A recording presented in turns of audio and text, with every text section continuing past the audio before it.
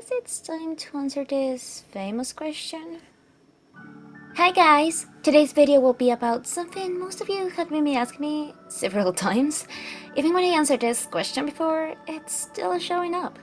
I decided to make this video so when you see someone asking it again, you can just throw this video on their faces. So, let's... Huh? Oh, what? Another tablet review? Okay, I can do that. Alright, before starting, I will use this first minute to show you another drawing tablet. In this case, a GAOMON tablet. Thank you very much. I wanted to fuse this tutorial with this Express review in just a single video, not to only show you my weird ways to make animatics, but also to let you know that you don't need to have a huge and expensive tablet to create cool things. Now, let me introduce you the beauty of the day. This is the GAOMON S630. When you just open the box, we can find a quick start guide, an ARPANE AP32 passive pen. Here you will have all the details about it.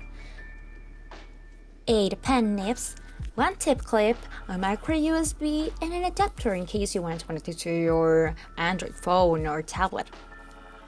Oh, and the tablet, of course.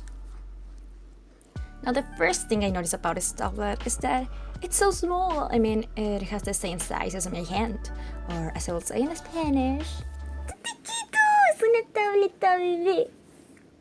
Having a work area of 5 by 3.2 inches and with 4 buttons to customize as you like. Now, the second thing I was impressed about. Do you see how slim it is? 6 millimeters of thickness? And it's super light too. Perfect if you want to go out and take it with you.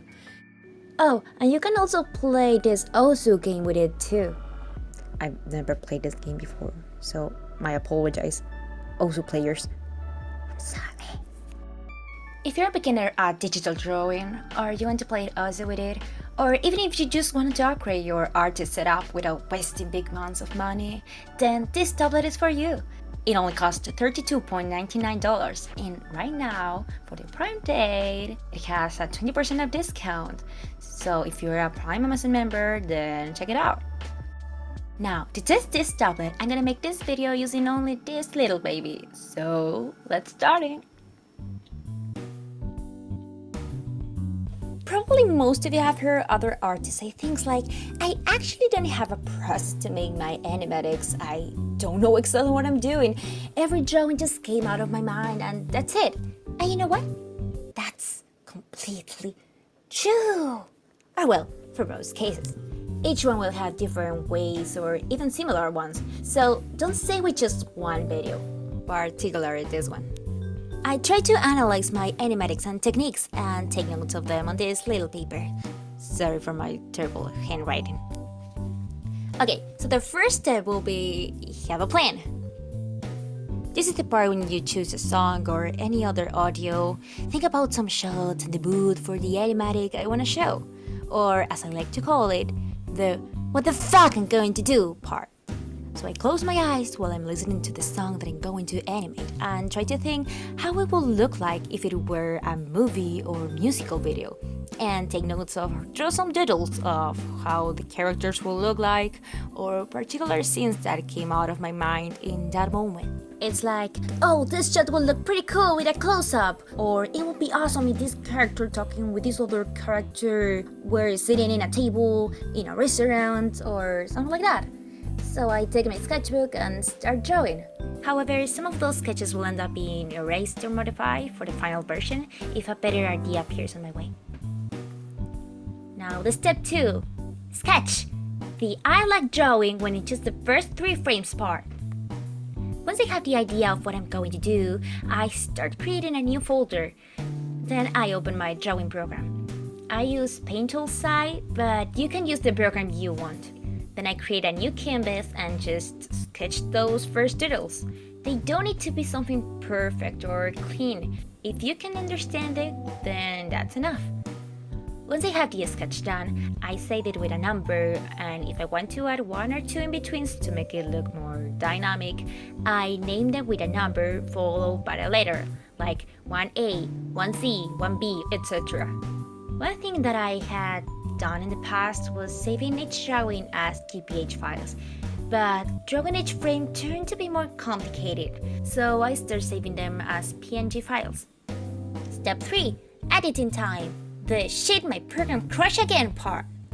Okay, now that I have my first sketch, I open my editing program and put the drawing. I like to use Sony Vegas mostly because it's the first program I use for this kind of videos and the one I'm most comfortable with, but again, use the program you want. Well, the next thing I do is create another layer and put a white color behind my sketch. And look, as my character is on a PNG format, now I can move the character anywhere and the background won't move. I can even replace that white color with a room behind the character layer and it still looks pretty nice. Now all I have to do is put the music and set the time of the frame. From here I have two options.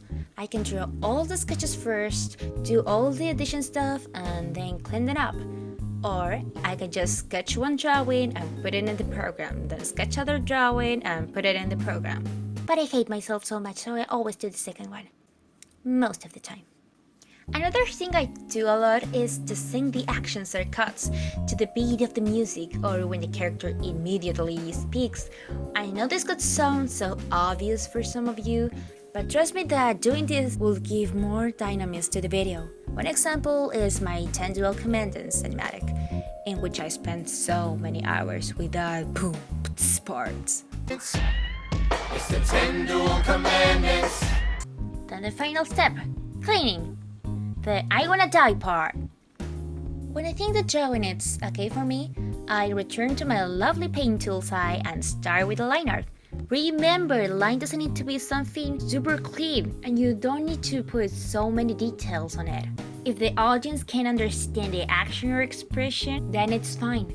Sure, you can draw some little things, but keep it simple. Don't draw every single hair if you know that it's going to be shown for only 1 second. Save that for long frames. You will save time and back pain. Once it's done, save it. The nice thing about this type of programs is that the drawing will be automatically updated in the edition program. Now repeat from step 2 and that's it. That's all my process. Tips. If you like to make fast transitions, like this one, draw the first drawing and save it. Then zoom in the drawing, blur the corners, and add some little lines to show speed. Then save and repeat the process one more time, but with more zoom and blur. Save, then draw the final frame and put the drawings in the editing program.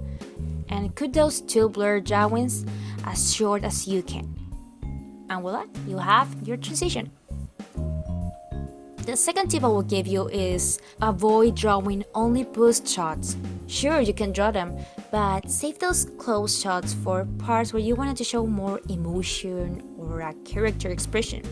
Full body shots for actions, and wide shots to set a time and place, or if you just wanted to make the background the main focus for a moment.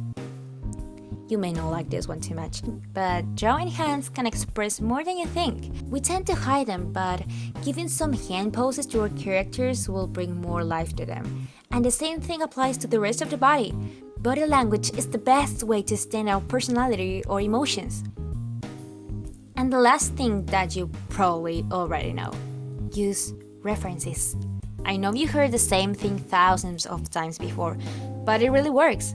Pinterest or even Google are great options. And in case you don't find the photo you want, you can always take a picture of yourself doing the action, or even a video if you want to have a more organic pose.